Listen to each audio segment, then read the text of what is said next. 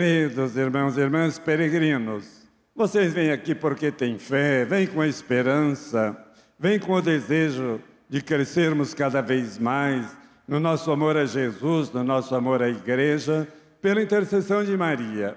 Sejam muito abençoados, que Nossa Senhora ouça os seus clamores e leve até a Santíssima Trindade. Saúdo também os seminaristas de Criciúma que estão rezando aqui conosco, que sejam padres santos para uma igreja cada vez mais santa. Saúdo todos que nos acompanham pelos meios de comunicação social. Irmãos e irmãs, primeira leitura muito prática, falava do homem de Deus. E o Evangelho falava da mulher de Deus. E a gente diz que o padre, o bispo, deve ser um homem de Deus. Mas todos nós precisamos ser pessoas de Deus. Mas o que é uma pessoa de Deus? Homem ou mulher? Claro que a primeira leitura falou de Timóteo, homem de Deus. Em primeiro lugar, ter cuidado com doutrinas falsas.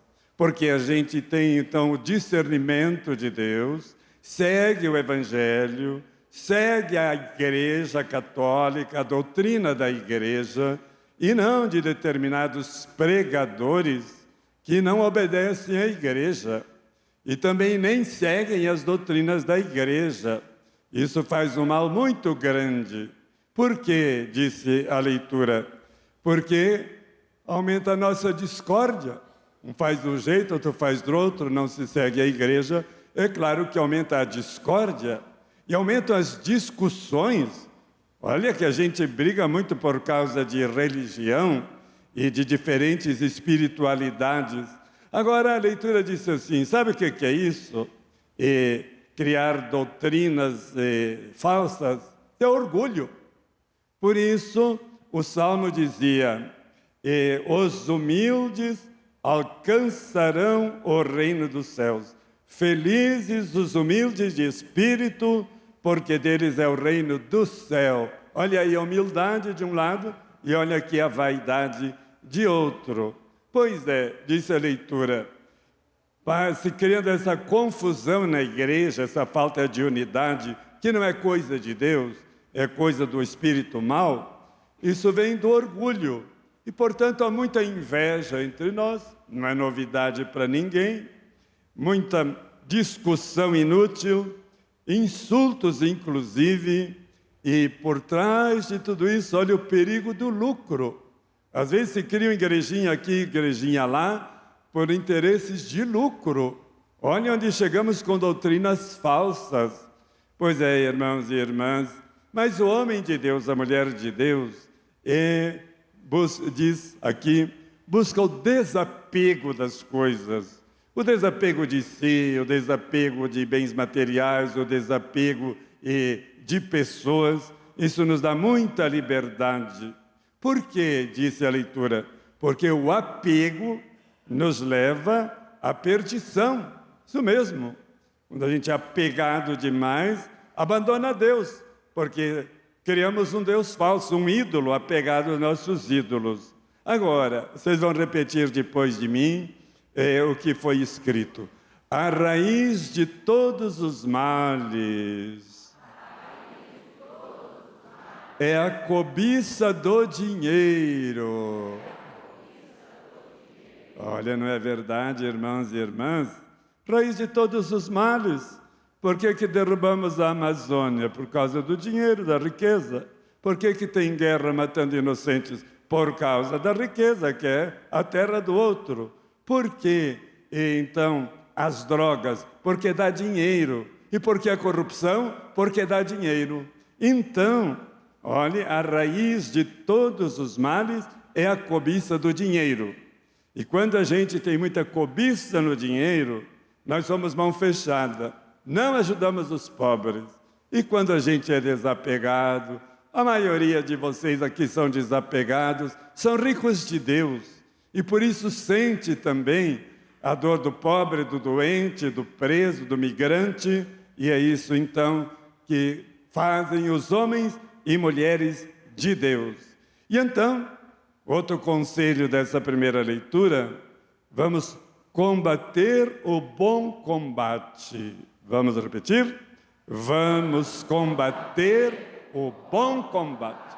O combate da oração para a gente perseverar, o combate do bem, o combate da verdade, o combate da justiça. São bons combates. Para quê? Para a gente alcançar a vida eterna. Olha que maravilha! Então, uma leitura assim, muito cheia de espiritualidade, de coisas bem práticas para a minha vida espiritual e para a vida de vocês e de quem nos segue pela televisão. Aí chegamos no Evangelho falando das mulheres de Deus. E citou três, o Evangelho citou três mulheres. Maria Madalena, que era uma pecadora, mas principalmente Maria Madalena foi libertada de 7 demônios. O que é isso? Demônio na Bíblia é sim o espírito maligno, mas também são problemas. Então 7 é o número da perfeição. Quer dizer, era uma mulher muito problemática, muito sofredora, muito também fora de si, vamos dizer assim, faltando então para ela a paz, a alegria, vivia na tristeza. Então, conhecendo Jesus, é claro que ele expulsou o espírito do mal e foi curando Maria Madalena desses outros problemas dela.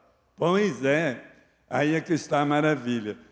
Qual foi a gratidão de Maria Madalena por essa riqueza de ter sido libertada de tantos males? Foi cuidar de Jesus e dos seus apóstolos, que não tinham o que comer. Olha o contrário da primeira leitura. A raiz de todos os males é o dinheiro. Aqui, Maria Madalena, que tinha bens, está partilhando os seus bens, como uma gratidão a Deus. Assim a gente faz com o dízimo, recebemos tudo de Deus, colaboramos com nossa comunidade, como faz e como nos dá esse testemunho Maria Madalena. Pois é, as mulheres na igreja, queridos irmãos e irmãs, sempre são a maioria, graças a Deus. Mas tem uma outra mulher chamada Joana. Olha que figura era a Joana, mulher de Cusa, alto funcionário de Herodes. Então era uma judia da alta.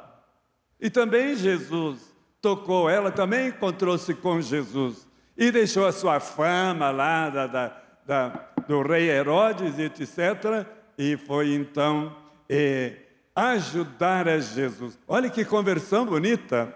Vamos pedir essas graças da nossa conversão, de a gente ser curado de tantos males, de insônia, de depressão, de ansiedade, de medos, de invejas, de indiferenças. Jesus cura isso mesmo e Nossa Senhora nos ajuda muito. E a outra era Susana, e com ela outras mulheres. Olha que maravilha! Então essas pessoas que tiveram a experiência da fé se tornaram solidárias com os pobres através então de Jesus, porque disse o Evangelho, elas ajudavam Jesus e os discípulos. Irmãos e irmãs queridos, olhe que Evangelho tão necessário para nossos dias. Desapego e generosidade, cura e caridade, cura e missão. Nós no final da missa sempre rezamos pela nossa cura, mas não para ir para o sofá. Os curados se tornam missionários como essas mulheres, e elas tiveram a sensibilidade com a pobreza de Jesus. Como é que vai o nosso sentimento com a pobreza das pessoas? Será que a gente ainda despreza, julga e condena os pobres? Ou nós temos compreensão, compaixão e temos aquela atitude de Jesus? Sendo rico, se fez pobre para nos enriquecer de todas as graças e bênçãos. Oh, que evangelho abençoado como sempre, né, irmãos e irmãs?